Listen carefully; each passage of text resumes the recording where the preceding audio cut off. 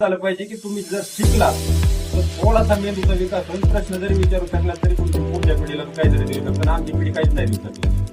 आमच्या पिढीने जेवढं बरबाद केलाय देश तेवढं कोणत्याच पिढीने केलं नव्हतं. सगळ्यात देशाला बरबाद करणारी पिढी आमची, त्याच्यात मी पण आहे. त्याच्यामुळे लय उत्साहामध्ये काही स्वातंत्र्य दिन साजरा करावा अशी माझी इच्छा नाही. एक कामना राणावत नावाची आपली खासदार आहे, लोकांनी निवडून दिली. ती काय करत होती, अंग प्रदर्शन करत होती. ती म्हणली 2014ला आम्ही स्वतंत्र झालो. सुप्रीम कोर्टाची हिंमत नाही झाली तिच्या विरोधात आणखी काही बोलण्याची, एखादा अशी बोललीच का.